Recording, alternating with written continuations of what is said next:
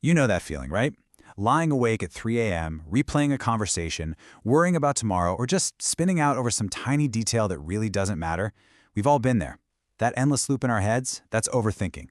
And today, we're going to explore a powerful framework inspired by thousands of years of Buddhist thought for how to finally quiet that noise. So let's dive in. Just take a second and let that one land. It's rarely the situation itself, but all the thinking about it that just completely wears us down. Sound familiar? That feeling of being totally drained, not by what happened, but by the mental spin cycle you put it through. Yeah. Okay, so if that mental chatter is the problem, the big question is, what do we do about it? How do we actually turn down the volume and find a little bit of peace? Well, that's exactly what we're going to get into. We're going to explore a set of really powerful ideas that offer a clear path forward. First things first, we have to understand what we're even dealing with. So let's take a look at how Buddhist teachers have described the overthinking mind for centuries. And here's the key. It's not a broken mind. It's just an untrained one.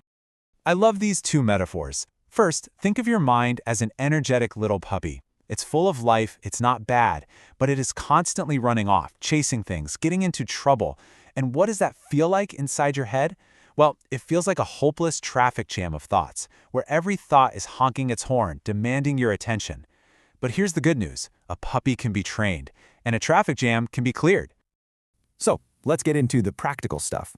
How do we actually start to train this mental puppy? You know, the techniques are surprisingly simple, but their real power comes from practicing them with a little gentleness, a little patience, and just consistency. And the core of this training is mindfulness. Now, we're not talking about anything mystical or weird here.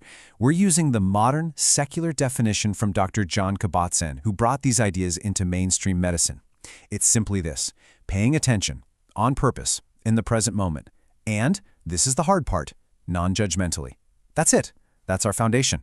So how do you actually do it? Well, here are 3 super simple techniques. First, just notice your breath. Don't try to change it, just anchor your attention to one inhale and one exhale. That's it. This immediately breaks the momentum of overthinking. Second, when your mind wanders off, which it will, just gently name what it's doing. Oh, that's worrying. Or, planning. You're not fighting it, you're just labeling it. This creates a little space. And third, ground yourself in right now by tuning into your senses. What can you actually feel, see, or hear? Your senses only exist in the present, so they're the perfect anchor. I know what you might be thinking. It seems way too simple, right? Just noticing my breath is going to stop my deep-seated habit of overthinking? How does that even work? Well, to understand that, we need to go a little deeper. We need to move from the how to the really fascinating why. And this brings us to a huge philosophical insight from Buddhism that is the foundation for all of this. It's the idea that our suffering, especially the kind that comes from overthinking, is rooted in a fundamental misunderstanding of who or what we really are. The concept is called anatman, or no self. Now hold on, this does not mean that you don't exist. Of course you do. What it's targeting is the idea that there's some permanent, solid, unchanging you at the center of everything. Instead, Buddhism suggests that what we call ourself is much more like a river than a statue. It's just a bundle of constantly changing processes, thoughts, feelings, sensations, all flowing together. To make this a little less abstract, there's this brilliant analogy from an ancient text. A sage asks a king to just consider a chariot. I mean, look at it. A chariot isn't just one thing, is it? It's a collection of parts. You've got wheels, an axle, a pole, some ropes, all these different components. The word chariot is just a convenient label we use for this specific arrangement of parts. And here's the punchline. If you take away the wheels and the axle and all the other pieces, is there any chariotness left over? Of course not. The word was just a handy shortcut. The Buddhist view is that our self is exactly the same way. It's just a convenient label for a bunch of ever-changing parts. And what's so wild is that this isn't just some ancient Eastern idea. Thousands of years later, the Scottish philosopher David Hume came to basically the same conclusion. He said when he looked inside for his self, he couldn't find a single thing. All he ever found was a thought or a feeling or a perception. Just a bundle of stuff, always in flux. Okay, so a chariot, no self. What in the world does this have to do with me stressing out at 3 a.m.?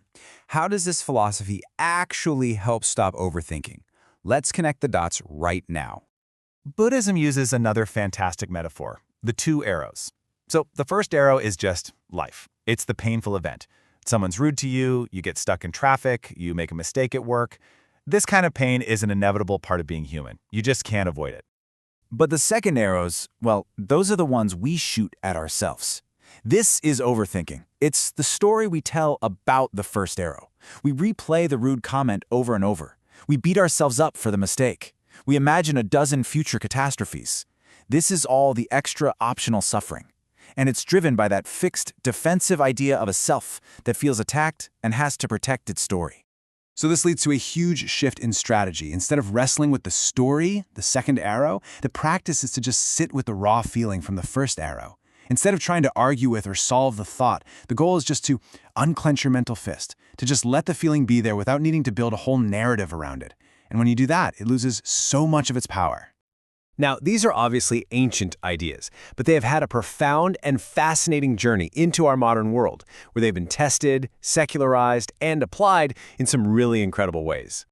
I mean, just look at this journey. What started around 500 BCE with Buddhist teachings on mindfulness, or sati, was completely transformed in 1979 when John Kabat-Zinn created a secular, science-backed program at a U.S. hospital. And today, these practices are used all over the world, in medicine, in schools, in big corporations, backed by thousands of scientific studies.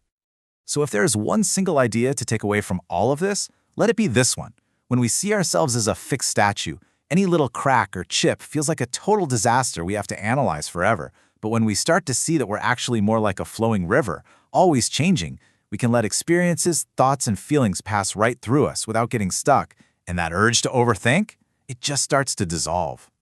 And that leaves us with a final question for you to take with you.